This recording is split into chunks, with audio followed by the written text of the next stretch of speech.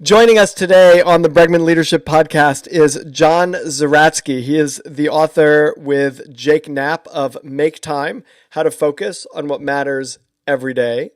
And it's a little bit of a twist on a time management book. It's about 100 tactics that Jake and John have experimented with over the years to use time and, I dare say it, your life more effectively. And so John is on the podcast with us today.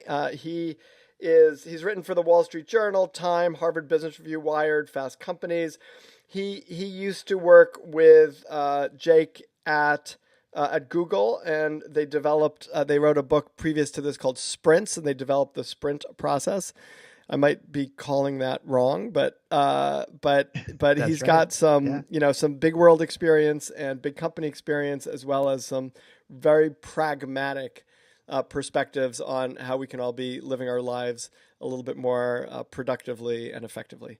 So, John, welcome to the Bregman Leadership Podcast. Thanks for having me. I'm excited. So talk to us about why you decided to write this book in the first place, like what the genesis of this book was, and it's very different than Sprint. And so I'm kind of curious what brought you there. Yeah. Well, there's a short version and a long version, and I'll start with the short version and we can see where that goes. The short answer is that Jake and I both worked in technology. We worked at Google. I was at YouTube. We worked together at Google Ventures, which took us into almost 200 different startups over the course of about 5 years. And it was a very interesting spot because we were both kind of behind the scenes and on the inside of a lot of the products and technologies and apps that sometimes we feel like kind of suck our time away from us, Twitter and Instagram and news apps and YouTube and all the things that, make it hard for us to focus. We were sort of involved in creating many of those things, which is a unique perspective. But at the same time, we personally struggled to make time for the stuff that was important. And it wasn't just, the stuff outside of work. It was even our work itself. We were both designers, and we often felt like we didn't have time to do our work at work. So we were in this spot where we're both in the sort of epicenter of a very connected, always on, very intense work culture, but also sort of looking behind the curtain at how some of these technologies are made. And that's what motivated us to write this book. It's so interesting. I've been reading a bunch of articles recently, too, about how Silicon Valley leaders are treating their own families around technology, right? That like we're all building all of this technology and yet saying to our kids, don't use it, right? and it's interesting how so much of the work that we're doing, it's a little bit from an attention perspective. I never really thought about this way, but if you think about the food industry, and like what's the role of Doritos, right? And it's not in making you more healthy, right? Yeah. But I wonder whether a lot of the technology that's coming out is the sort of technological equivalent of junk food, right? Which is that we're creating stuff we don't necessarily want our kids to use because it's distracting as opposed to enhancing. And I don't exactly know what my question is here, but it's an observation. I wonder if you're seeing the same thing. I think it's even more tricky than the Doritos because it's as if the Doritos also had some really good, useful, life-changing properties. And I think that's what drives the optimism that so many of us have. And I'm still a technology optimist. I'm I still believe in the promise of a lot of the work that's being done in Silicon Valley, but it's not all good. And I think that the shift that's taking place right now, to me, it's not about realizing like, oh, what did we do? It's more about kind of shifting from being default, let's take it all, let's have it all, it's all good, to realizing, oh, there are some side effects. There are some hidden problems, both to us personally in terms of our ability to pay attention and have control of our time, but also to society, to our system of government, to our media. So I think we're just kind of I think what's happening is a lot of us are sort of rounding out our view of what these technologies really mean. And I actually think what it puts the onus on is us to be adults in the room and say, what are we going to leverage because it's useful and what are we going to not? And then I think what your book does very well, and maybe we'll just jump into it now, is how to create some structures around us so it's easier to make smart choices about what is adding productivity and value to our lives and unproductivity, right? I mean, I don't think that's a word, but like to allow us to be unproductive in an energizing way as opposed to unproductive in an energy sapping way. And like, what are some tricks and tips and ideas that we can leverage to allow us to use the technology for its best and not let it wear us down? Yeah. Well, before I jump right into that, I think you touched on something really interesting, which is the sort of pivot from what's the tech industry doing to what are we as individuals doing? Because there obviously are a lot of conversations taking place, and there are, Apple has screen time features, Google's got digital well-being features, Facebook has time well spent. So clearly, all of these companies are thinking about this stuff and concerned about it. But we as individuals, we can't wait for these tech companies to give us our time back. It's not our fault that we're spending so much time in these products, but at the same time, we're the only ones who can really do something about it on a pragmatic day-to-day perspective, which is what your question is about. Right, and it's it might be the equivalent of if you want to be pessimistic about it, a cigarette pack, and if you want to be more optimistic about it but still not super optimistic about it, like alcohol, where the goal is to still sell alcohol or cigarettes, but they'll also have something on it that says, by the way, don't abuse this, right? and so like the goal of Apple and Facebook is still to get them to use their apps and use like spend time there. They're still measuring as success how much screen time you're using, but at the same time kind of saying, and by the way, this may not be great for you. So I think I think you're right, but I think the takeaway is, assuming we're not going to all throw away our phones and stop using all technology, we have to have ways of being responsible ourselves for how we use the technology so that it's used to our advantage. And the same thing for the people who work with us, et cetera. That's exactly right. Yeah. So share with us, you have very, very briefly, your larger framework, that sort of highlight, laser, energize, and reflect, the general framework, and then let's start talking tips. And I just want to, machine gun a whole bunch of tips, like throw out some stuff that people should be thinking about and ways they could maybe take back control. Sure. Sounds good. Yeah. So these 4 steps are kind of the core that we think everybody can benefit from. Part of the reason there's so much stuff in this book, there's so many tactics, is that everybody's different. We didn't want this to be a one-size-fits-all thing. We know that's not realistic. But at the same time, we think there are kind of some core ideas. And so it starts with proactively choosing a highlight that you will prioritize and protect in your day. It's this idea of, what's the one thing I want to make sure that I make time for today? Laser is all about creating barriers to distraction. So adjusting our phones, our computers, our email, even our living rooms to make it less tempting to get distracted. Mm-hmm. Energize is all about building energy so that we can make good use of this time. And it really comes down to taking care of our bodies by focusing on things that we all know we should be doing, like getting good sleep and eating good food. But in the book, we give a bunch of really, really concrete ways to do that. And then the 4th step, reflect, is all about looking back at the end of the day, not in some, big journal or, anything really in depth, but making a few notes about how we spent our time. Did we make time for our highlight? And which of those tactics worked well for us? And which ones do we want to try in the future? Sort of adopting an experimental mindset for design learning for your time. Yeah, exactly. Right. I actually just read some very interesting research that says that they took a group of people and some of them didn't reflect and the other ones reflected, and they spent 15 minutes a day reflecting. And that 15 minutes a day, at the end of the day, reflecting what worked, what didn't work, what do I want to do tomorrow, resulted in a 20% increase in productivity, which is Oh, kind of wow. massive. I mean, Yeah, that is. 20% is a day a week, right? That Like is to just put massive. things in perspective.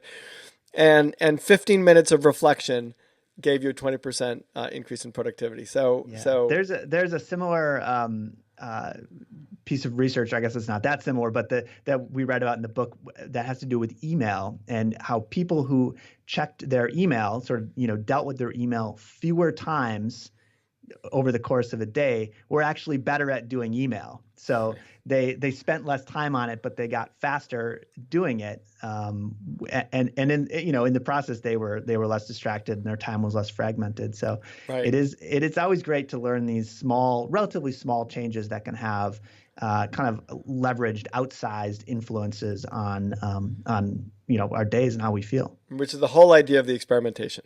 Yeah.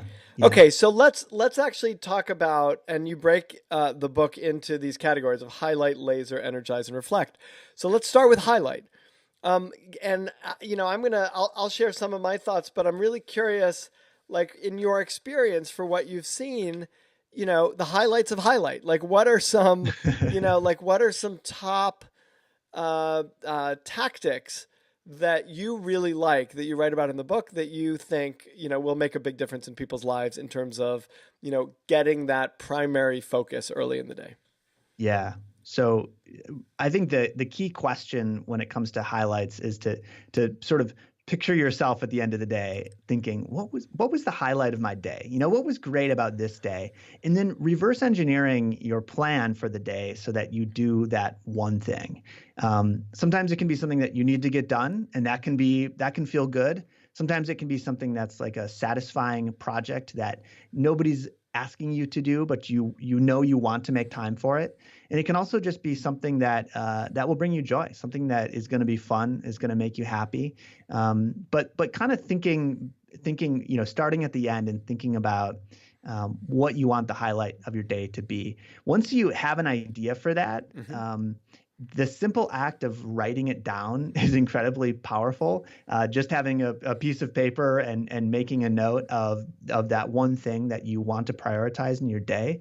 I always schedule my highlight, so I kind of build my day around my highlight. So you And write it down in your calendar. I do. I write it. I Right. actually write it in two places. I just have a note on my phone where I type it in, and then I put it on my calendar. And I am. We can talk about this more, but I love my calendar.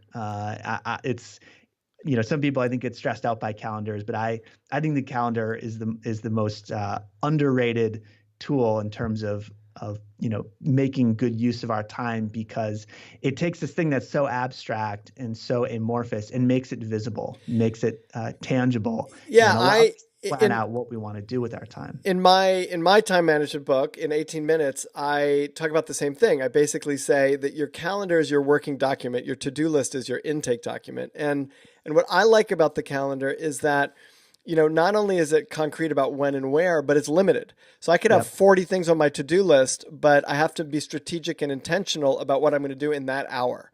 So Yeah. if I could define that, the limitation of the calendar is what makes it most useful. Absolutely. Yeah. Yeah. For me, one of the things that helps a lot is separating the decision about what to do from the act of doing it. Because I know if I sit down, in front of the computer and I have a big to-do list and I've got a fresh cup of coffee and I'm feeling really, really energetic and optimistic, I'm just going to start cranking through that list, and I'm not necessarily going to focus on the things that were most important, and I'm not necessarily going to use the time well. I might get the end of the day and find that I only did a couple of things, or I might do a couple of easy things and find that I have time left over and sort of waste that time on something that I'm not happy about. Right. But if I can sit there sort of thoughtfully and plan out, all right, what do I need or want to do today? And what's the highlight? Where does that fit on my calendar? What does that mean for the rest of my day? Then when that time rolls around, I don't have to second guess myself. I can pour my energy into the thing that I plan to do. What if you have a day where, like, I'm thinking about my day tomorrow and I have a speech that I'm giving in the morning and I'm going to be at that conference for a little bit, and then I'm going off and I'm having a meeting with a company, and between travel and getting there and set up, that's going to be my day. But Yeah. I've got this long list of things I would like to have be my highlight. Mm. And by the nature of my day, am I just choosing one of those two things and saying this is going to be my highlight, or would you approach it differently? Personally, I would choose one of those two things, or I might bend my own rules and say that there's actually two things. Sort of uh, take myself through the process of getting excited for the first thing, and then kind of resting and rebuilding my energy for the second thing. But I think it's an interesting exercise to go through because I often commit to things that are far in the future that I am not excited about doing when they arrive. Right. And so I think that if a day like that is coming up and you look at your calendar and you think, I've got really there's no slack in this day. Everything's kind of planned out, but none of the stuff that I'm committed to is highlight material. I think that's a moment for reflection. I think that's a chance to say, why is that? Can I change my brain to be excited about something I've already committed to? Or is this something that I need to work on for the future? Do I need to get better about saying no? Do I need to get better about making these things maybe take up less time, be more efficient in terms of the time they use? There's But sort of a either way, third kind of asking option yourself that too, which question. is where I struggle a little bit, which is I'm actually very excited to do the speech. I think it'll be a lot of fun, and the meeting Yeah, I'm fine with. I think it'll be good. yeah, But I've got five other things I'm really excited about getting traction on. And so like if I were to pick the thing I want to get traction on tomorrow, it might be different than what I have scheduled for tomorrow, but it's not that I'm not excited about those other things. It's that yeah, I almost get a little nervous about the things I'm not doing yeah, because that stuff needs to get done. yeah, And maybe the answer is schedule that stuff farther out. So it's like the speech and like there's if I've got to, write a proposal for a new book or to kind of write the outline of this new book, then I've got to put it in my calendar for next week on Wednesday, if that's what it's going to take in order to make sure it becomes the highlight for that day. yeah. Well, and I think that the research on attention and focused work, and as well as my own experience, and maybe you felt this as well, is that big chunks of work like that, they do require some breathing room. Right. It's unrealistic to give a talk and have a big meeting and write a book proposal in one day. Right. We might, if we look at the hours in the calendar, we might think we can do that, but typically we just don't have the energy or the endurance to truly do a good job on those things. So for me, part of make time, part of the book, and part of the way that I plan my days is it's about trying to make good use of my time, but it's also being honest with myself and recognizing my limitations. So that's really important to talk about because, I mean, certainly for me, because I think in fact, I just had this conversation with my mother who is worried about how hard I push myself and who said to me, you have to slow down. And when you meditate 20 minutes a day, twice a day, I'm not sure that fits into the category of slowing down. It's just another thing in your calendar that's scheduled that you do right before and right after something. Do you take time to like sort of do nothing? And I thought it was a very insightful point that she made. And with all of the stuff that we have to do, it's a little hard to even know what slowing down means. And it's a little hard to build to be realistic in that way and not, I mean, for some of us certainly to like not push ourselves because I can take that other meeting. Like I can do it and Yeah, I'll be a little tired, but I could still pull it off. It's like doing one more rep of a weight, yeah. and building your muscle. So do you have any tips? And this is sort of, we're maybe jumping from highlight to energize and skipping laser, but we'll get back to it. Any tips for doing what you just said, which is to be realistic about our limitations? I think that for me, the process of planning out my day, of scheduling it in, helps me stay realistic. But I think even though it might seem counterintuitive, every minute of your day is scheduled and spoken for, that can actually be a path to keeping things in balance. Because, for example, you can schedule in going for a run or going for a walk. You can schedule in cooking dinner at home and sitting down with your spouse or family to eat dinner. And the nice thing about approaching your day in that way is that you can make that decision and put that stuff on your calendar beforehand. You can do it the day before or the week before when you're in a good position to think rationally and think objectively about what will I want to be doing, how will I want to feel, and you can make that plan and then follow it. On the other hand, though, like one of the things we read about in the book is the idea of going all in, of when there is something that is truly exciting and engaging that you enjoy spending time on, letting yourself do that, letting go of the sort of fears or feelings that other people might put on us about doing too much or spending too much on too much time working, something like that, and just sort of embracing the fact that you are excited about it, and that honestly is how you want to be spending your time. All right, give us another energized tactic. I kind of like this learn your last call, but maybe share what that is very briefly, and then learn your last call is from a whole section in the book about caffeine, and we sort of studied the chemistry of caffeine and how it works, and came up with a bunch of suggestions for people. And learn your last call is really about getting realistic about when you should have your last cup of coffee during the day, because caffeine sticks around in your bloodstream for a long, long time. After 6 hours, half of the caffeine from whatever you consumed is still there, so it's still circulating. So if you have a cup of coffee at 4, half of the caffeine from that coffee is still in your body at 10 p.m. So it's having some effect on your ability to sleep, for sure. So should people be just not drinking? I mean, is caffeine one of those tactics that reflects our lack of admission of our limitations? That's an interesting question. My take is that caffeine is good, that it's okay to good.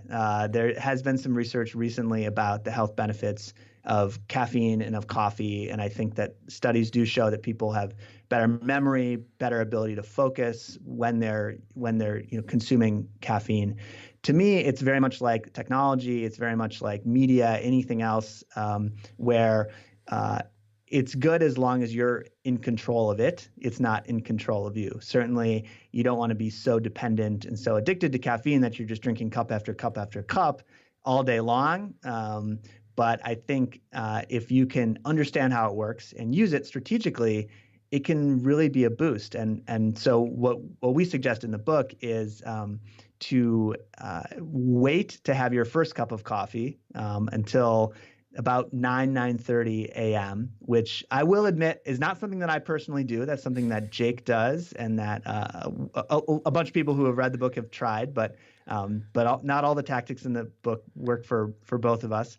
But then perhaps more critically, have your second and final cup of coffee right after lunch, so around 1 or 1:30, when your body's going to start to get a little bit sluggish after eating, but before it's too late so that it's going to mess with your sleep. Can meditation replace caffeine? I don't know. Meditation is another thing that Jake really swears by, and that I have tried, but I felt like I didn't get as big of a boost from it as many people do. And right. I think it's because I have a lot of space in my day. I like to do a lot of chores and things with my hands and sort of do things the hard way or the slow way. And part of why I like to do that is that it creates mental space. It creates the ability for me to kind of have these meditative periods, even if they're not quite as right. structured or as right. guided as capital M meditation. We don't have a ton of time, but shoot out. Like what I love about the big piece of the laser stuff is, like, one of my big takeaways was clear out your phone. Like, create an environment that makes it less likely that you're going to get distracted. And you talk about it in terms of infinity pools. You talk about it in terms of your inbox. You talk about it in terms of, kind of literally, you say being the boss of your phone. But what are some things, like low hanging fruit, people should just do that will help them gain some control? Yeah. By far the most powerful change, which is also very simple, but feels scary, is to remove all of the infinity pool apps from your phone. And so that's any app that has an endless and sort of automatically replenishing source of content. So certainly Twitter and Instagram and social networks like that, but also the stocks app and news and email and even the web browser. The phone is, even without all those apps, smartphones are absolutely amazing. They can do such cool, useful, fun, delightful things. But there's something very difficult about having all that temptation, all that distraction at your fingertips in your pocket. I think, I personally, I do email and Twitter and those types of things on my computer. And having them sort of, just that much further away, having them not literally on my person at all times helps me have a healthier relationship. But if there's only one thing that people try after listening to this conversation, I would suggest try removing any infinity pool apps from your phone, and just do it as a 3-day experiment and just see how it feels. And it's super easy to put them back on. A web browser, for example, I find that I'm needing it if I have to find a place, or I'm going to a restaurant and I need the address, or I need to call them or something. So how do you handle that? Well, so for the specific examples that you just brought up, I just use Maps. So I just use Google Maps, which in my opinion falls into the wonderful yet not distracting category. So that's interesting, and you can get all of that. Like any of those things you can get on. I've never used Google Maps for that. I've used it for directions, but not for. So if I'm looking for a restaurant and the name of the restaurant, or to call them, I'll do it all on Google Maps. Yeah, absolutely. Or Yelp. You could use Yelp for that. Right. The web browser is kind of it's both the Swiss Army knife of distraction, but at the same time it's kind of a nice pressure release valve. So, for example, I don't have email on my phone, but if I'm traveling or on the go and I need to pull up an email, I will re-enable the web browser. I'll go and log into my email via the web browser, and then when I'm done, I can turn it off again. So it's kind of this nice pathway to access on a limited basis some of the things that you might need in these situations like you're talking about. It's great. And what I'll say is, after reading the book, I took off all the movie channels, like the Netflix and the Amazon Prime, and actually I'm about to give a speech for Showtime, and so I pulled Showtime back on in order to watch some of the shows, so I knew what I was talking about. But I plan to take that off. But I also, there's one app that was really helpful for me that you mentioned in the book called Compose, which is an app where you can write an email without looking at all the other emails, because all it does is compose. The problem is you have to have email on your phone in order to use Compose, and then it becomes very tempting to go check the email. Right. So so the workaround for that is to create a new email account. So just go to, for Gmail or Yahoo Mail or whatever, and create a new email account that you only use for sending email, and then install that one on your phone, and then use the Compose app. And then if people reply to that, you're creating a new reply to that replies to your other email address? Yeah, you could set it up to I don't know if Compose app supports reply tos, but you could set it up to forward. So you could have those, anything that comes into that account, you could have automatically forward to forward. All right, I'm going to try that, because I really like taking this stuff off my phone. Yeah. John Zeratsky, he is the author with Jake Knapp of Make Time, How to Focus on What Matters Every Day. This is just we've really just hit the tip of the iceberg of ideas, of ways to sort of, in this day and age, take back control of your life so that you end a day feeling not only busy, but also productive and well-rested. And John, thank you so much for being on the Bregman Leadership Podcast. Yeah, thanks, Peter. It was fun.